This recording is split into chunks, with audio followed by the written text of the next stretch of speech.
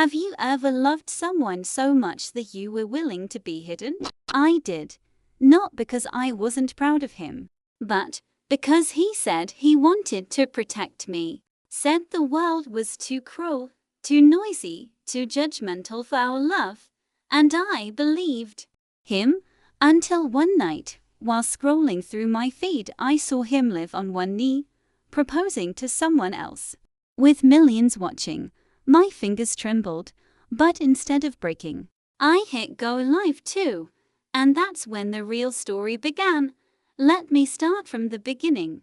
My name is Rena, just a quiet, average girl from a coastal town with more seagulls than people. I wasn't popular. I wasn't glamorous. But I had dreams and a sketchpad filled with them. Back then, I was working at this cozy art CAF near my university. I brewed lattes, doodled between customers, and saved tips to buy better brushes. Then he walked in, Adrian. Tall, confident, that kind of guy who didn't just walk, he entered a room. People turned. Girls whispered. Even my manager straightened up when he ordered. "I'll have a double espresso," he said, flashing me a smile that made me drop my pen. Turns out, he was a big influencer. Millions of followers, brand deals, merch, that kind. And yet, he came back the next day, and the next, always ordering the same thing, always sitting in my section. At first, I thought it was coincidence, until one evening, as I cleaned the counter, he stayed until closing time. "You draw, right?" he asked, nodding to my sketchpad. My cheeks burned a little. "I saw your art. It's real, not like the fake smiles on social media." I remember blinking, unsure if that was a compliment. That night, he walked me halfway home, hands in his pockets, talking about his life behind the camera. He said he felt empty, like he was living in a cage built of likes and expectations. "I just want something real," he said, eyes locked on mine. I nodded. Me too. From there, it happened fast. Secret texts, late night walks by the beach, inside jokes only we knew. He didn't post about me, never tagged me, and when I asked, he'd laugh softly and say, "The internet ruins things. Let's keep this sacred, just ours." And I fell for it, because it felt sacred. He brought me bubble tea when I was studying late. He whispered poetry in parking lots. He said he liked my messy hair and chipped nail polish. He listened to my rants, even about how my professor hated me. And when he kissed me under a flickering streetlight, I thought, this is it. This is love. But there were signs. Little things. He never answered my calls at night, only texted. He always walked alone, that wasn't mine. He never stayed long. Always off to shoot or editing vlogs or meeting the team. My best friend, Amara, wasn't convinced. "Why are you a secret, Rena?" she asked one afternoon, sipping matcha. "If he's really serious, why doesn't anyone know?" "Because people online are cruel," I defended. "You've seen how they treat influencer couples. He just wants to protect us," she raised a brow. Or himself. I hated her for saying that, but deep down, I was scared she might be right. Still, I stayed, because love is blind, but first love, it's practically deaf and delusional too. I waited, believed, made excuses, until the night that changed everything. It was a Friday. I remember because I had just submitted my final project. I was feeling light, free. I even drew a doodle of us, him with his stupid hoodie, me with my bun. Then my phone pinged. "Adrian's live, you won't believe this proposal." Proposal, my stomach twisted. I tapped the link, and there he was, on stage, dressed in white, kneeling, smiling, holding out a diamond ring to a girl in a red dress, And the caption said, "She said yes." I dropped my phone. The world spun. I couldn't breathe. I couldn't cry. Because all I could hear were his words in my head. "Let's keep this sacred. Just ours." But I didn't break. I didn't scream. I didn't text him paragraphs or beg for an explanation. I just reached for my laptop and hit go live. Going live wasn't a choice. It was a scream. A final breath before drowning. But this time, I wasn't going down alone. I stared at my reflection on the laptop screen. My eyes were puffy, my cheeks pale. But my voice, it was steady. I clicked the red button. The countdown began. 3, 2, 1. And just like that, I was live. I didn't have followers like him. Just a few hundred people who liked my art. Most of them probably asleep. But within minutes, hundreds joined. Then thousands. People love drama. And the girl who just got secretly dumped via livestream proposal. Oh, I was trending. I held up my phone with shaking fingers. This was him last week, I said, showing a video. In it, Adrian sat cross-legged on my couch, hoodie half-zipped, his head on my shoulder. We were watching anime, laughing. He said, "I wish the world would just disappear, so I could stay here with you forever." The chat exploded. Wait, what? This was recorded recently. That's him? No way. This can't be real. I nodded. I know how this looks. And I wish it weren't true. But I'm not here to ruin anyone. I just need to reclaim my voice. I showed the texts next. Dates. Voice notes. 1. Where he said, "I love you, Rena. You're the only peace I have." And then the final one from that morning. "Can't wait to see you tonight. Miss your smell." While he was probably fitting a ring on Leah's finger, the internet cracked open like an egg. People started pulling receipts, comparing timestamps. Some even found photos from Adrian's past posts. Tiny clues. My sketchbook on his table. My cat's paw in the background. And then Leah saw it too. She went live less than an hour later. Her eyes were bloodshot. Her lashes stuck together like they'd cried too much. "I didn't know," she whispered. "He told me he hadn't dated anyone in a year." My heart didn't know whether to break more or feel sorry for her. The public took sides. Chaos bloomed. Adrian exposed started trending on X. Sponsorships dropped him within hours. His merch store was under maintenance. Fan accounts deleted. And his next vlog, massively downvoted before it even premiered. He posted a message on his Instagram story, white text on black background. "Please respect my privacy during this difficult time." Privacy? I almost laughed. Suddenly, I was the girl the world defended. But they didn't know how it felt. How I lay on the floor after the livestream ended, staring at the ceiling, wondering if I would ever trust again. The internet forgets fast. But heartbreak? It carves itself into your chest and stays there. Whispering at 3 a.m. the next day, I received a message from him. "Rena, please, can we talk? You've ruined everything." Ruined. I stared at it. Not "I'm sorry." Not "I hurt you." Not "how could I do this." Just, "You ruined everything." I didn't reply. I deleted the chat. Blocked him everywhere. And then, I called Amara. She picked up on the first ring. "I'm so sorry," I whispered. There was a pause. Then her voice, "You don't have to be.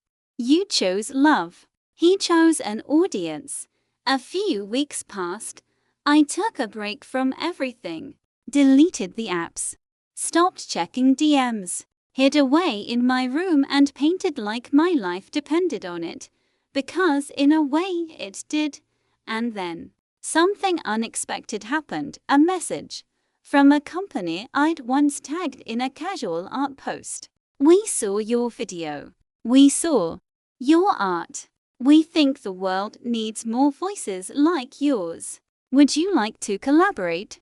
I blinked. Was this real? It wasn't revenge.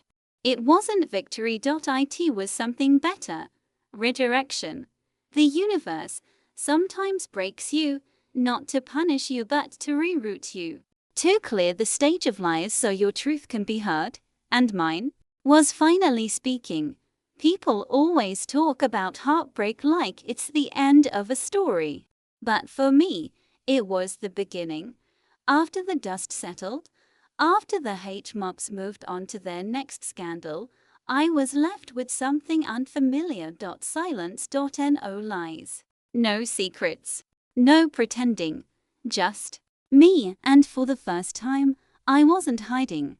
The art collaboration wasn't huge, but it was real. A growing indie brand wanted to feature my illustrations in their next campaign.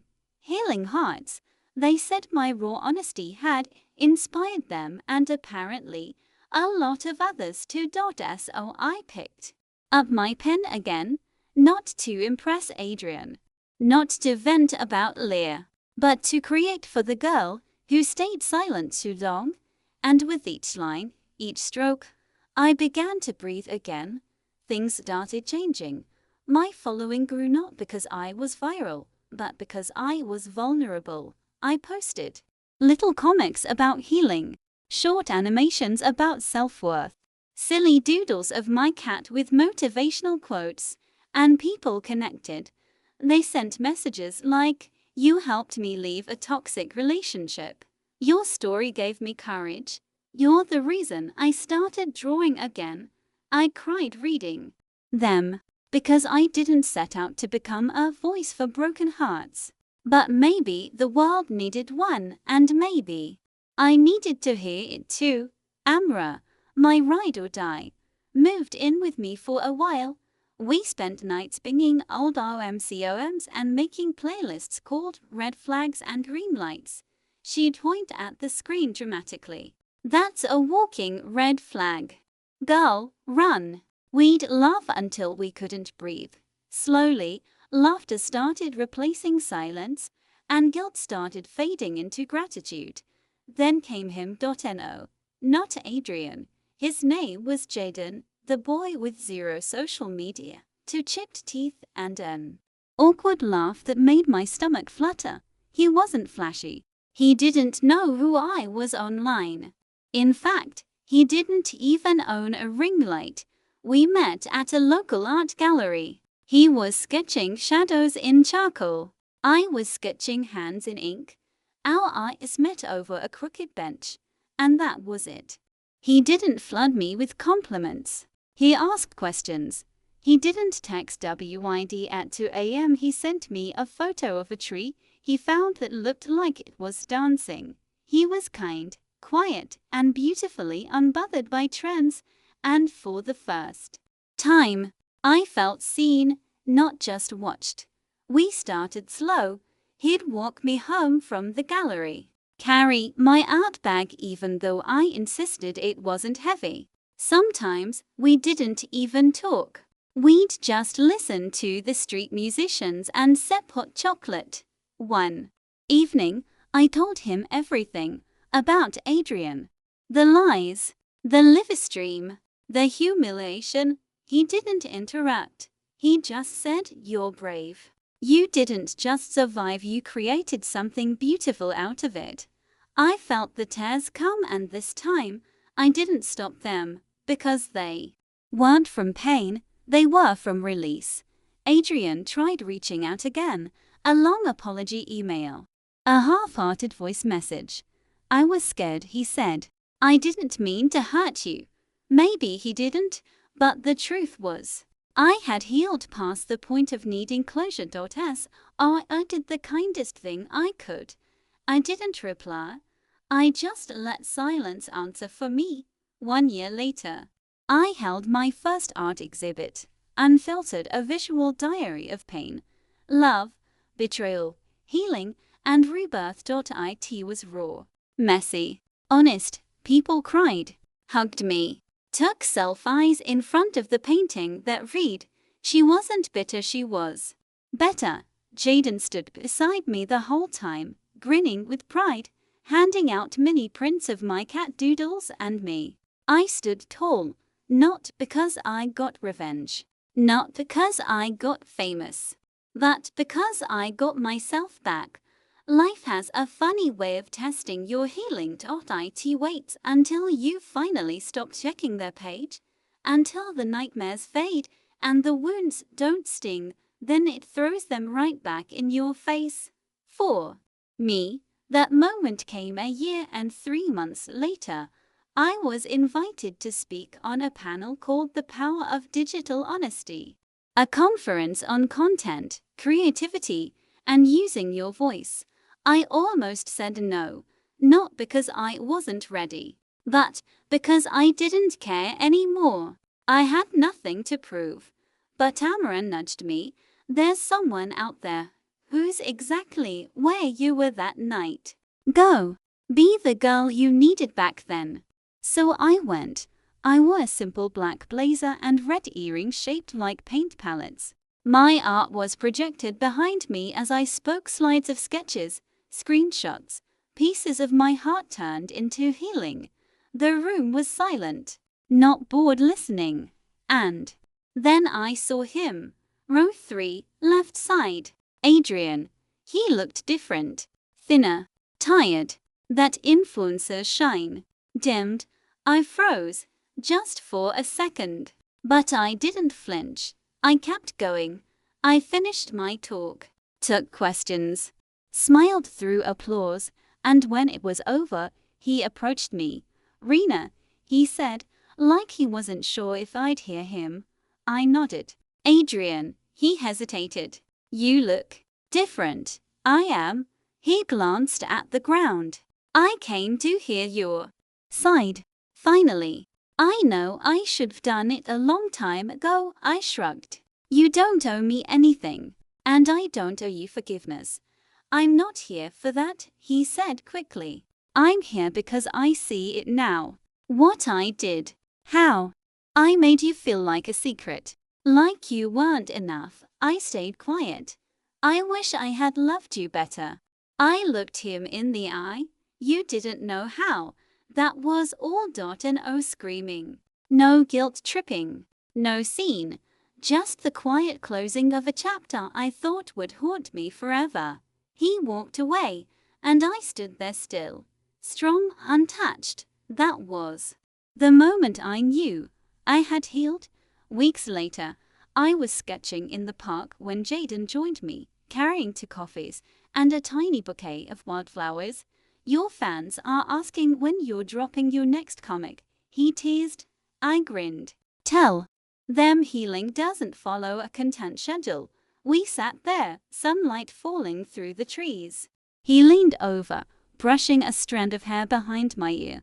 "Do you think," he asked, "you'll ever tell the full story? The one with everything in it?" I looked at him, then down at the blank page in front of me. "I already am," I said, "one honest drawing at a time." He smiled, and I knew. I didn't just survive the lie, I lived through it. I loved through it, and I created something far more lasting than followers, views, or trends. I created me unfiltered, unhidden, and completely whole. They say every heartbreak writes a new version of you, and maybe they're right. Because the girl I used to be, the one who waited for text replies, who believed in half-truths and secret love, she's gone now. Not bitter, not broken, just evolved. In the quiet after the chaos, I began to look inward, not at what I lost, but what I learned. And the truth? Love isn't about how loud someone shouts your name online. It's about the quiet moments, the ones where someone listens, stays, doesn't flinch when your voice shakes. It's about the ones who hold your pain without making it about themselves. Sometimes people will try to keep you a secret, not because they love you, but because they love their image more than they could ever love you. I learned that the hard way, but I also learned this. You don't need to scream to be heard. You don't need a spotlight to be seen. You don't need to prove anything to anyone who only loved you in private.